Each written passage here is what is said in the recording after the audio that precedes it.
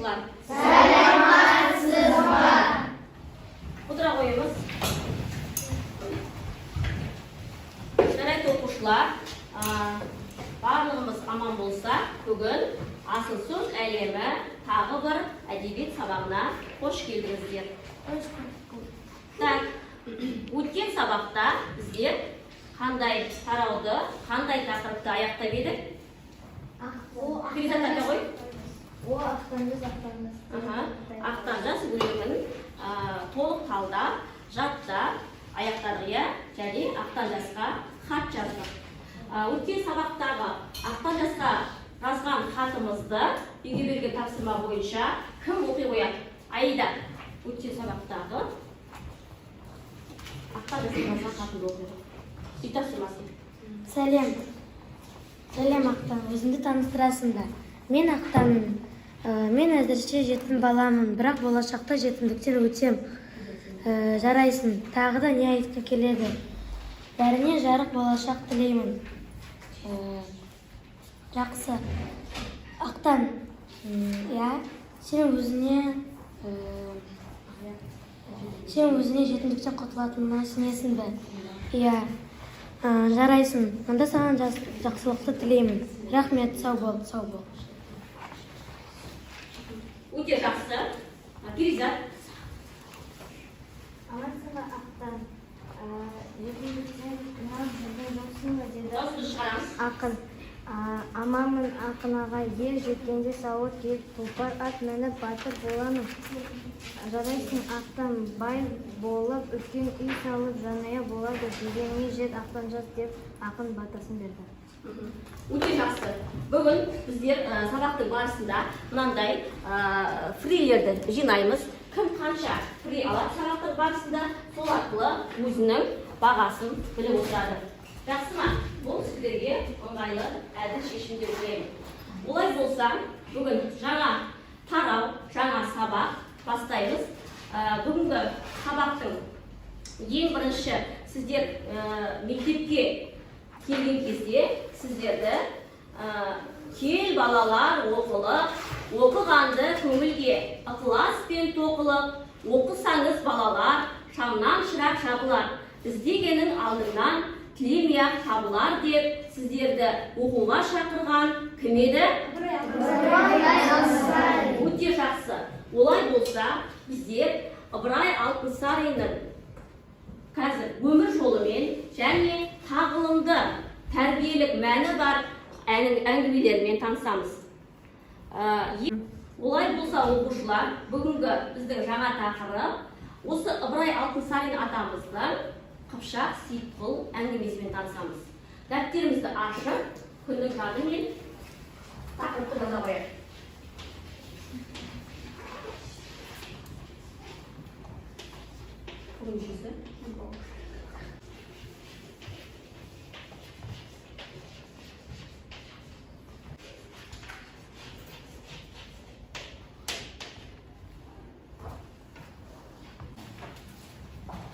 Жақсы, олай болса балалар, қазір ақын ағамыздың өмірі туралы тыңдалым мәтінін тыңдап алайық. Содан кейін Қыпшақ Сейітқұл әңгімесімен танысамыз. Назарларыңызды тақтаға аударып.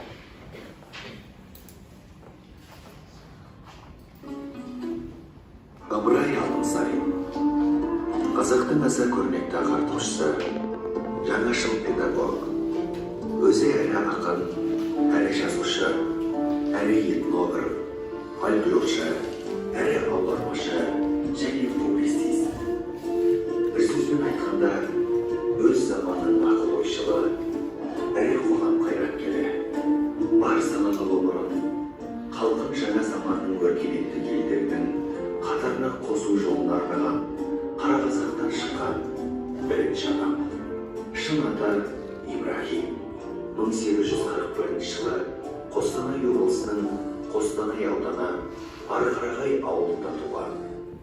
Ұлт пен білім тәрбиесін қалаған баба, балаларға сабақты қызықты, әрі түсінікке берді.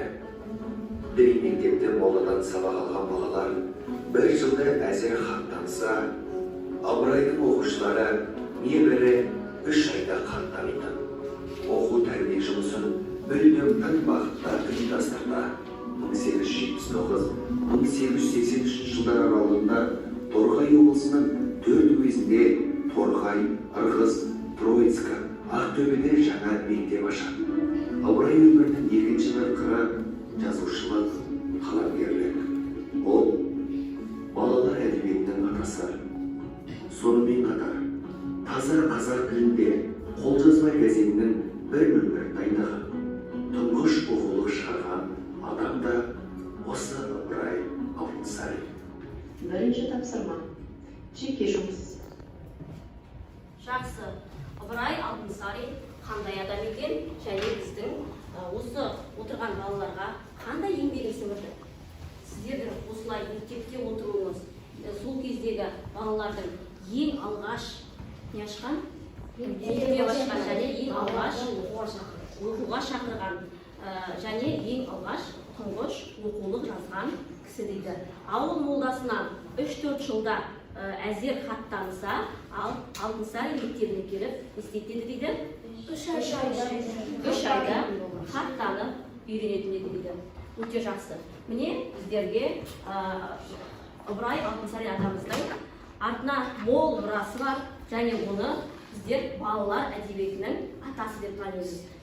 Себебі оның балаларға арнаған тағылымды тәрбиелік мәні бар әңгімелері өте көп. Олай болса, біздер бастауыш сыныпта оқыған Ыбырай Алтынсарин атамыздың тағылымды тәрбиелік мәні бар әңгімелері есімізде қалғаны болса, қазір бөлсекші, кімде бар? Иә, Абдуай.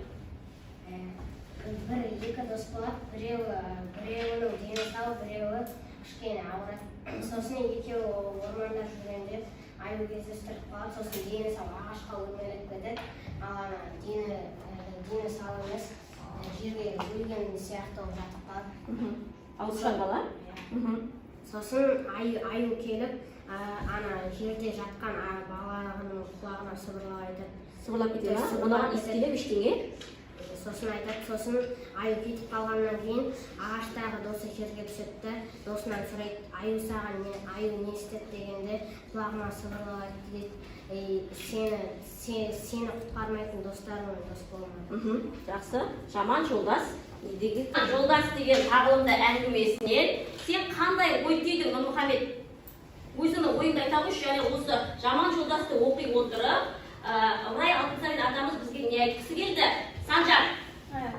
Ыбырай Алтынсарин бізге өзіңді қиын жағдайда тастап өтетін достарымен дос болмауды және өзің достарыңды ешқашан тастама деп солай айтқысы келді. Өте жақсы, өте жақсы. Олай болса, қазір сіздерге олай болса, бүгін Ыбырай Алтынсариннің тағы бір осындай тағылымға толы тәрбиелік мәні бар әңгімесінің бірі Қыпшақ Сейітқұл еңбек адамы. Бүгінгі сабағымыздың мақсаты әдеби шығарманың жанрына қарай фабуласы мен сюжеттік дамуын сипаттау және әдеби шығарманың тақырыбы мен идеясын анықтаймыз. Бағалау критерийлеріміз әдеби шығарманың жанрына қарай фабуласы мен дамуын сипаттайсыздар және әдеби шығарманың тақырыбы мен идеясын анықтайсыздар. Жақсы оқушылар, сіздердің манағы сабаққа кіру билеттеріңіз бүгінгі сабақты Қыпшақ Сейітқұл тақырыбын бастамас бұрын сіздер осы сабақтан не білгілеріңіз келеді? Сол туралы қысқаша артына жазып кете қойыңыздар. Болса, осы Қыпшақ Сейітқұл әңгімесінің мазмұнымен танысамыз.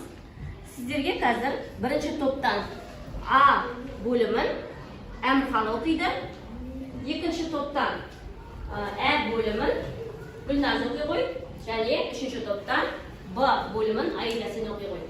Так, бастаймыз. Жақсылап тыңдап отырамыз. Қыпшақ Сейітқұл 30 үйлі тобырымен жұрттың тегіс аттаныс барымтасы бар уақытта бұл 30 үй кедейді қалайынша етсем байытып, халық қатарына қосамын деп ойға қалды. Сауда етуге мал жоқ, барымтамен мал алсам, бір күндерде жау да бізден қуып алады. Ақырында бұрынғылардың айтып кетуінше жортуыл басып жолда қалса керек. Соның бәрінде шамалап қарап, ақыр бір қиялға түсіп, Сейітқұл әуелі мекен еткендей бір орын іздеді. Көп жерлерді кезіп жүріп, ақырында Торғай терісіндегі Қабырға деген өзен судың бойында тоқтады. Мына жақта Үргеніш Қоқаннан мына өткізіп жаздың жылы уақытында кедейлердің жалаңаш жалпы көшіріп Қабырға бойына алып келді. Сейітқұлдың бір ағасы бар еді, жол жүріп ұрлық барымтаны әдет еткен. Інісінің қанша айтқан ақылына болмай, 3-4 рет үймен жалғыз-ақ сол көшпей ескі орны Түркістан жағында қалды. Өте жақсы. Яғни, осы бөлімді нақтылап, қорытындылап жіберейік. Қыпшақ Сейітқұл не істепті? 30 үйлі тобырымен, осы Кедейлерді осы тобырды қалай байытсақ екен? Қайтсем, халық қатарына қосамын деп ойға қалды. Сөйтіп, істеп келді. Жер іздеп келді. Ақырында бір өзеннің қасына тоқтады. Торғай іргесіндегі Қабырға су өзені бойында. Бұл жерді не үшін таңдады? Өйткені егін сондай егуге жарамды жер болды. Егін егуге жарамды жер болды. Өте жақсы. Бірақ Сейітқұлдың інісі не істеді? Ағасы күн қонақты жасай берді. Күн көріп жүре берді. Сейітқұл өзімен бірге әкеткісі келген кезде, ол байлардан малын ұрлап, күн көремін деп қарсы болған. Осы барымталықпен күзете беремін деп, інісінің айтқанына көнбей, осы Түркістан жағында қалып қойды. Өте жақсы. Бірінші бөлімі түсінікті. Ары қарай мәтінді жалғастырамыз. Екінші бөлімін Гүлназ оқи қойып, және оны мына екі топ жақсылап тыңдап отырады. Осы бөлім бойынша сіздерге сұрақтар қойылады.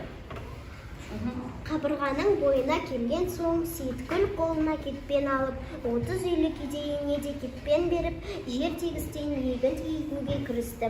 Түркістан жағында көрген үлгісімен судан ары қазып шығарып, егінге су жіберді. Егіні піскен соң орап жиып алып, артығын төңірегіндегі көшпелі елге сатып, малдары арқа егеді. Артығын төңіректегі елге малға айырбас етуінен олардың малдары көбейіп бай болды. Мұны көріп әрбір көшпелі елдегі жарлы жақсы байлар да келіп, Сейітқұлға қосылып келіп, 5-6 жылда Сейітқұл елі деген 400 үйге таянды дейді. Қабырға өзеннің бойына көшіп келген соң Сейітқұлдың елі қандай әрекет жасады? Яғни, Сейітқұлдың өзі қолына кетпен алып, жаңағы артына келген кімдерге? оған дейтін әртүрлі байлар дейтін соны естіп келіп, Қабырға өзеннің бойына келгеннен кейін немен айналысты?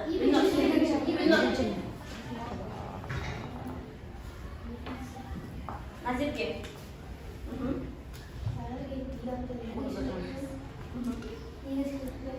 Айналысты. Сол андай артық егіндерді басқа елдеріне айырбастаған. Сөйтіп, манағы артылған егіндерін малға айырбастап, сөйтіп басқа елдегі адамдар істей бастады. Сейітқұлдың еліне келіп қосыла бастады. Сөйтіп, баяғы 30 үйлі тобырмен көшіп келген Сейітқұлдың елі қазір қанша болды? 400 үйлі болды. Өте жақсы. Өте жақсы. Келесі, мәтінді ары қарай жалғастырамыз. Бұл бөлімі Аида, оқи ғой. Сейітқұлдың өзі де жиылған халқы да адалдары көбейіп, бай болды. Ел жиылып, Сейітқұл жұрт ағасы болды. Енді сол жұрттының адал бейнет табан ет маңдай терімен тапқан дәулетін аңдыған жаудың ұрыдан даладағы бөріден сақтаудың қамын ойлап уайымға қалды. Солардан сақтану үшін Сейітқұл жұрттың жиып кеңесіп, судың бір қолайлы жеріне шымнан биік қорған салдарды, малдарына ретте бақташы қару-жарақтарды қарауыл шыңдауыл жүргізді. Олардың былайша бір ауызға қарап бекінге халық екенін байқаған соң малға қызыққан сырттағы көшпелі халықтар батып келе алмады. Бұл жағынан көңілі тыныш болған соң Сейітқұл енді Бұхара Қоқанға мал айдатып, ол кенеттерден қазақ қолды әртүрлі тауар алдырып, жылда егін піскен уақытта мағынаға қойғанда жәрмеңке реуші базар болды.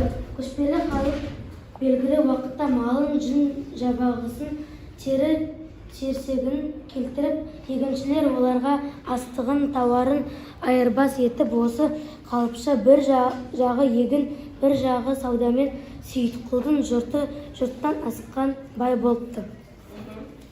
Өте жақсы, рахмет Айдын. Енді Сейітқұл өзі де жиылған халқы да мал дәулеті тасығаннан кейін неден қорқа бастады, Нұрмұхамед? Жаулардан. Иә, жаулардан қорқа бастады. Иә, енді осы жиылған малымызды жаулардан қалай сақтаймыз деп не істеді? Уайымдады. Иә, уайымдады, және уайымдағаннан кейін қандай іс-әрекет жасады? Уайымдап болды ма? Барлық халықтан жинақта ақылдасып қару жасап Үлкен шыңнан Үлкен биік шыңның үстіне қамал салып, өзінің қорадағы аттар, малдарын сойылға салып, бақташы малдарды қораушыларды қойып қойған. Биік қорған салдырды және малдарына бақташы қарауыл қойғызды. Өте жақсы. Енді біздің манағы Сейітқұлдың айтқанына көнбей, Сейітқұлдың ақылымен жүрмей, осы әуелге қылған әдетімен, ұрлық барымтамен күн көре беремін деп, әуелде қалып қойған, Түркістан елінде қалып қойған ағасына оралайық. Оның тағдыры қандай болды екен? Манағы Сейітқұлдың ағасы асығыс түссізбен жұрттың малын ұрлап бай боламын деп жүргенде, Қоңырат шағында қолға түсіп, кім екенге белгісіз біреу өлтіріп кетіпті. Қалған мал жанын ұрының малы деп Түркістан әкімдері талап алып, жамағаттарын Сейітқұл көп жылдар іздетіп таптырып, қасына алыпты мыс дейді. Сейітқұл құрметті Тілеу Сейдали Сұлтанның айтуы бойынша 1800 жылдарда өмір сүріпті.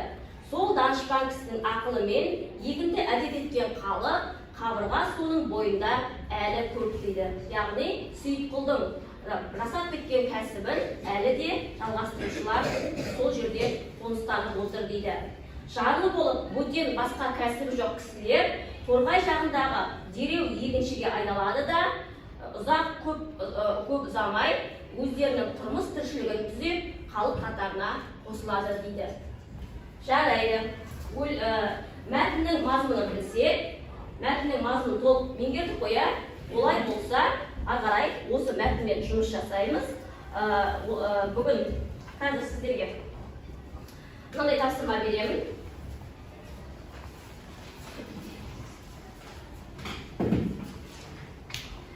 Біздің бұл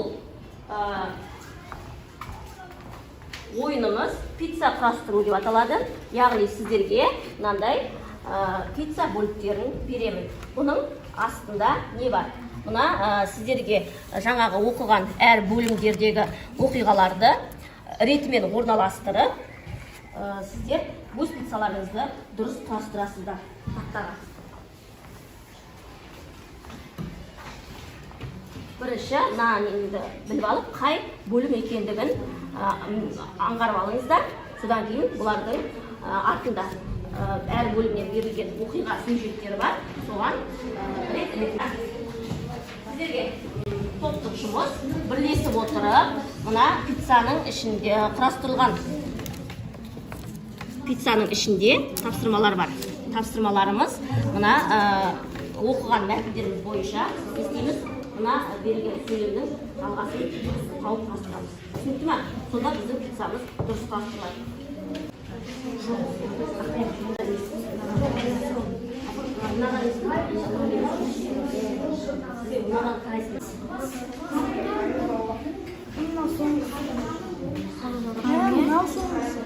бір жағы елдің бір жағы салдарымен Сейітқұлдың елі сол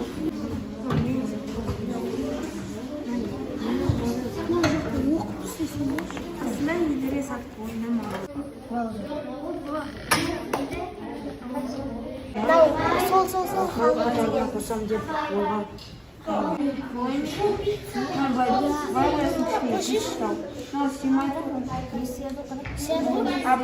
Болса, топтық жұмысымыз аяқталды ма? Барлық болса, бірінші топтан ең бірінші дайынбыз деп отырған бірінші топтан сұрайық. Оқиға желісін сақтай отырып, бірізділікті сақтай отырып, өздерінің фиксиясын құрастыруға тақтаға ортаға шықсын. Так, сіздің топтан бірінші Сағадат пен Жайна шығар. Құршақ Сейіткүл 30 үй кедейлі қалайша байлатып, халық қатарына қосам деп ойға қалды. Екеуі құрастырамыз. Жоғарғы. Басқа тұсыларға орын қалдырың. Жоғарғы. Дұрыстапты ғой, иә? Құршақ Сейіткүл 30 үйлі тобырын қалайша байытамын деп ойға қалды. Өте жақсы. Аңғарай. Иә, сіздер ма? Ақаяр, Абдуалин. Әуелі мекен ететін орын іздеді де Торғай терісіндегі Қабырға өзенінің бойына тоқтады. Өте жақсы. Ағай, басқа ойлеңіздер.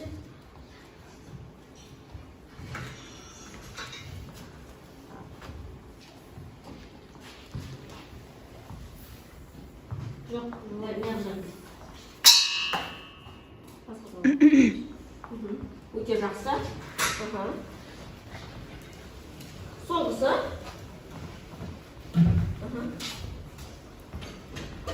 Сол жерді ұнатып қайтқан соң жаздың жылы уақытында кедейлерді қабырға бойына көшіріп әкелді. Дұрыс қой, иә? Аха.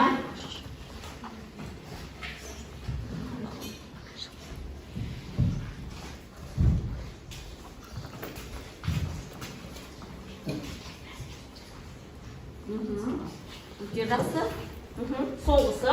Ал Сейітқұлдың ағасы інісінің айтқанына көнбей, Түркістан жағында қалып қойды. Өте жақсы. Дұрыс қой, оқушылар? Жақсы екен біле отырып қой тексер. Тәртібіне қоя тұрып.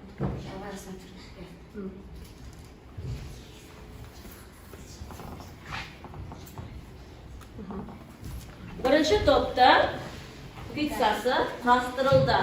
Өте жақсы. Маркатта қояйық. Сіздердің барлығыңызда бір-бірден сұрай беремін. Барлығыңыз қатысыңыздар топтық жұмысқа. Так, келесі екінші дайын болған топ өте шапшаңдықпен екінші топ. Өте жақсы келе ғой. Бірінші.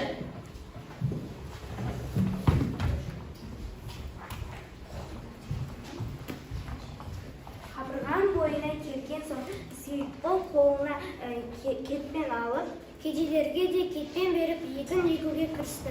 Өте жақсы, дұрыс па? Тексеріп отырады, бос отырмаймыз. Келгеннен кейін қолына кетпен алды және өзімен бірге келген 30 үйлі кедейлерге де қолына кетпен берді. Өте жақсы. Келесі. егіні піскен соң жинап алып, Қасындағы елдерге сатып орнына мал алды. Өте жақсы. Егіні піскен соң жинап алып, оның орнына сатып мал алды дейді. Солай ма?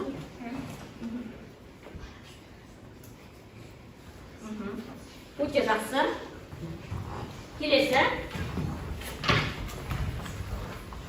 Мұны көріп әрбір көшпелі елдегі Жақыбайлар да келіп Сейітқұлға қосылды. 5-6 жылда Сейітқұл елі 400-ге айналды. Өте жақсы. Сөйтіп, басқа елдегі басқа Жақыбайлар да Сейітқұлдың әрекетін естіп, Сейітқұлдың еліне келіп қосыла бастады.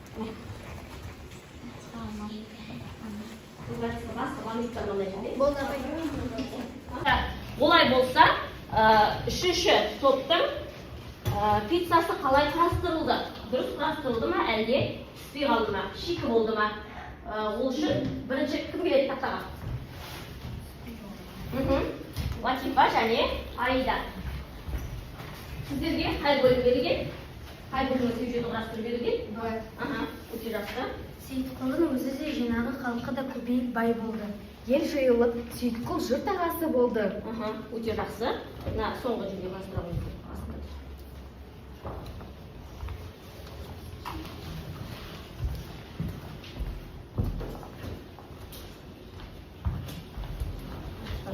Өте жақсы. Ары қарай пиццамызды құрастыра береміз. Тез-тез құрамдарын саламыз. Санжар және Назерке.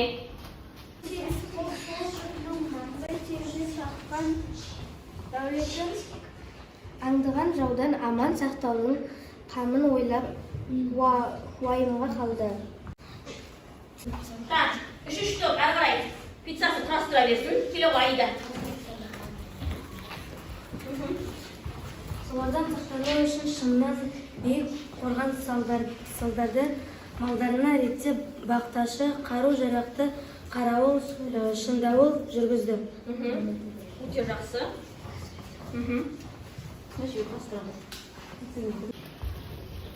Келесі. Гүлнұр мен Дарина құрастырамын деп пиццасын ары қарай құрастыру үстінде. Бір жағы егін, бір жағы саудамен Сейітқұлдың елі Жұрттан асқан бай болыпты. Бір жағы егін, бір жағы саудамен Сейітқұлдың елі жұрттан асқан бай болыпты.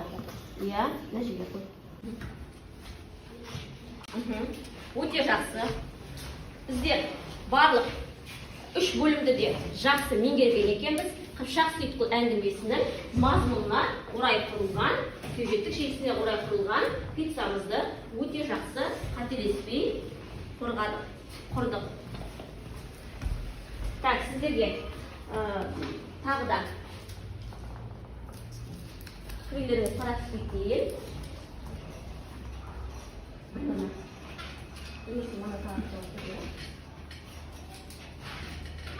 Әрі қарай жалғастырайық сабағымызды. Сіздерде кітаппен қазір мынандай жұмыс бар. 74-ші бетте 4-ші тапсырма бар. 4-ші тапсырмада әр бөлімнен тақырыпшалар берілген. Сол тақырыпшаларды сюжет реттілігімен орналастырамыз. Түсінікті ғой? Болған оқиғаның реттілігімен орналастырамыз. Так, тез орындай қояйық дәптерге. Оқиға реттілігімен орналастырамыз. Бұл тақырыптың мақсаты оқиғаның реттілігімен дұрыс орналастыру. Дәптерге жазамыз.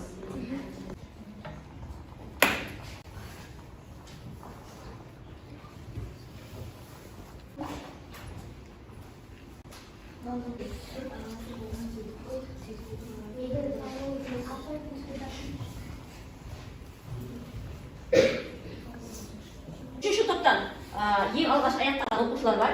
Латифа оқи ғой. Сейітқұлдың жайлы қоныс іздеуі, жаңа кәсіппен айналысқан ел, жұрт ағасы болған Сейітқұл, Сейітқұлдың ағасының тағдыры. Өте жақсы. Аида. Сейітқұлдың жайлы қоныс іздеуі, жаңа кәсіппен айналысқан ел, жұрт ағасы болған Сейітқұл, Сейітқұлдың ағасының тағдыры. Дарина. Сейітқұлдың жайлы қоныс іздеуі, жаңа кәсіппен айналысуын ел, жұрт ағасы болған Сейітқұл, Сейітқұлдың ағасының тағдыры. Өте жақсы. Жақсы. Қазір оқушылар қандай мезгіл? Көз мезгілі. Көз мезгілінде біз не істейміз? Сабақ тағы. Иә. Сейітқұлдың елі бізде не істейді? Егінмен айналысқан Сейітқұлдың елі күзге егіндерін жинайды. Олай болса, біздер де жеміс-жидектерімізді жинап көрейік. Сіздерге берілген жеміс-жидектердің жинау үшін артында сіздерге сұрақтар берілген. Сол сұрақтарға дұрыс жауап бере отырып, жемістерімізді жинаймыз. Егер де дұрыс жауап берсек, жемістеріміз жиналады. Ал жауап бере алмай қалса, жемістер сіздердікі емес. Так, кім келеді? Бірінші Перизат бастаймыз.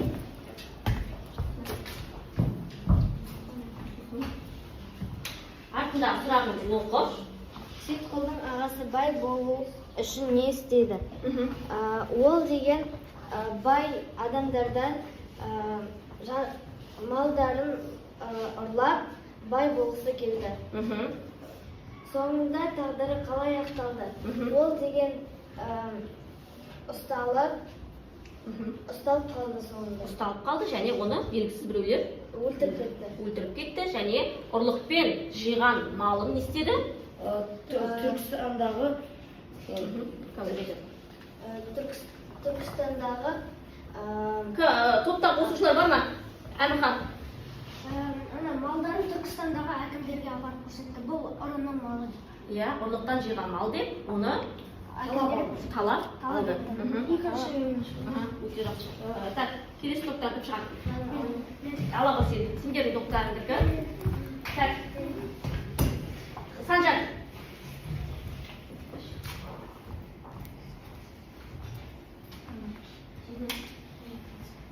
Сейітқұл елі үшін қандай ойлады? Сейітқұл өзінің елін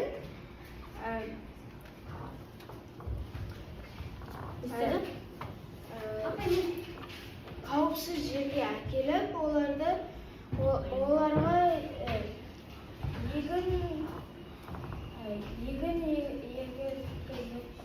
Сейітқұл елі үшін осы елді қайтсем бай боламын, қайтсем халық қатарына қосамын деп ойлады. Өте жақсы. Жеміс сенікі. Келесі, үшінші топтан. Әр топқа екі жеміс беріледі. Үшінші топтан. Ақаят. Ол көп жерлерді кезіп жүріп қай жерге тоқтады. Ол ұзақ жол жүрді. Ақырында Қабырға өзенінің қасындағы Торғай жеріне келеді. Неліктен бұл жер таңдады? Ол өзінің өндірісіне қолайлы және де өзінің қоныс аударуына, жайылымдарына жақсы деп ойлаған. Және сыртқы жаулары қоқаннан алыс тұрған ел еді. Өте жақсы. Жеміс сіздікі. Келесі, бірінші топтан қайтадан. Кім шығады? Нұрмұхамед шықшы. Нұрмұхамед. Сейітқұл бастаған өлге басқаларын.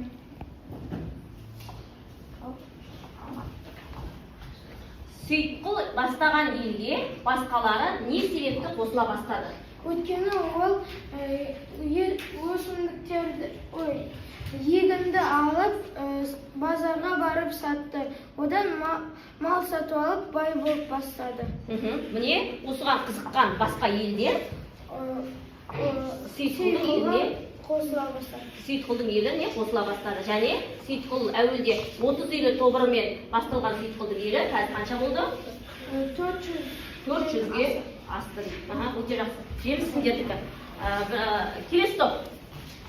Екі топтың бір жемістері қалды. Кім келеді? Гүлнұр.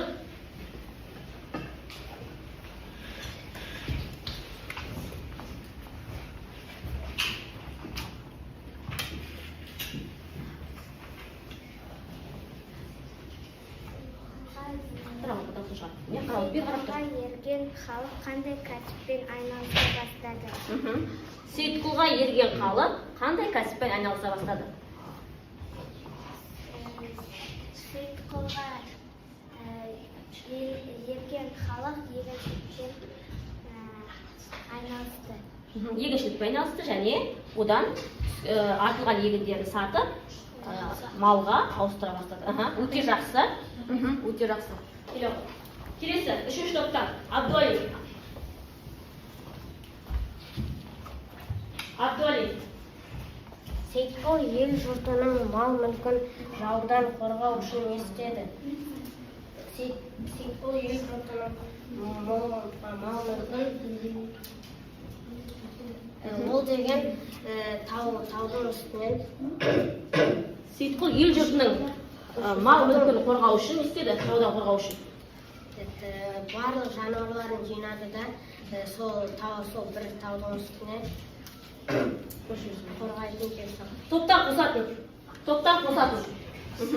Ақият, топтан қосағыш. Сейітқұл ұзын шының басына келді де өзінің бүкіл ауылдағы адамдарын жинап, бүкіл ауылдағы малдарын жинады да бекішілігінің үстіне қамал салады.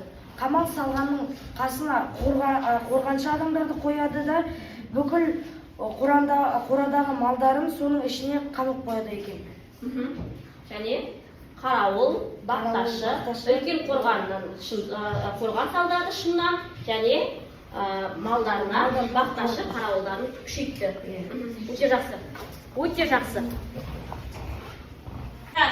Олай болса, оқушылар, сіздер мана кіру билетінен сабақты бастадыңыздар, иә? Сіздер және оған сіз бүгін нені білгіңіз келеді деген сұрақтарға жауап бердіңіздер. Олай болса, сабағымыздың аяғында біздер тағы да шығу билетін таратамын сізге. Онда сіз бүгін не білдіңіз деген сұрақ бар.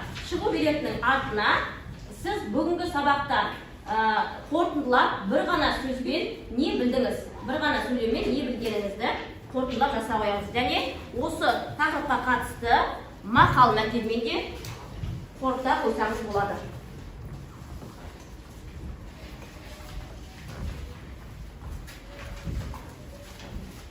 Бүгінгі сабақта не түйдіңіз, не ұқтыңыз?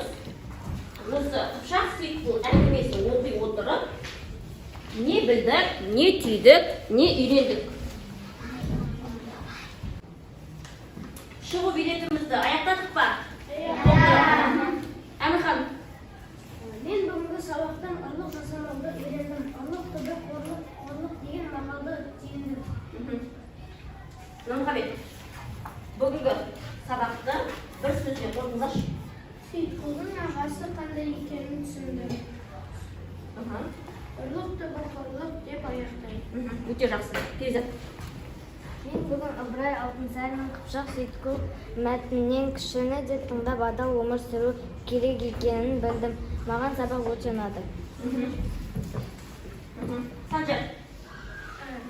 Мен ұрлық жасамауды адал жолмен жүру екенін білдім. Жүру керек екенін білдім. Ақаят.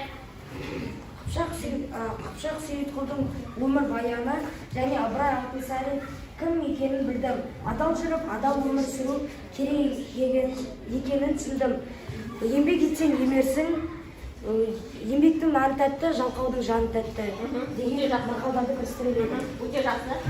Маржан. Ешқашан біреудің малын ұрламау және де адал еңбекпен тапқан малыңды алу керек. Жақсы. Өте жақсы. Оқушылар, олай болса, үйге тапсырма, мәтінді қайталап тағы бір оқимыз. Мазмұнына байланысты сіздерге берген 74-ші беттегі 5-ші тапсырманы үйге аламыз. 74-ші беттегі 5-ші тапсырма және Қыпшақ Сейітқұл әңгімесінің мазмұнын айту. Олай болса, біздер бағалау үшін қолымыздағы фрилерімізді картошка таяқтарын санап жіберейік. Әр балға, әр фриге 2 ұпай қоямыз да, сонда сізде нешеу? Нұрмұхамедте нешеу? 6.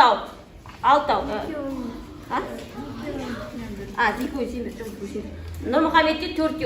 Әр қайсысы, әр фри таяқшалары 2 ұпай болса, Нұрмұхамедте 8 ұпай. Өте жақсы. Перизатта. Менде де 4 таяқша. Өзіңнің неше ұпай алғаныңды білдің, иә? 8 ұпай. Әмірхан, сенде? Олай болса, осымен сабағымызды аяқтаймыз. Үйге 74-ші беттегі 5-ші тапсырманы аламыз және мәтінді Қыпшақ Сейітқұл әңгімесінің мазмұнымен толық танысып келеміз. Бүгінгі сабаққа қатысқандарыңызға көп рахмет. Сау болыңыздар.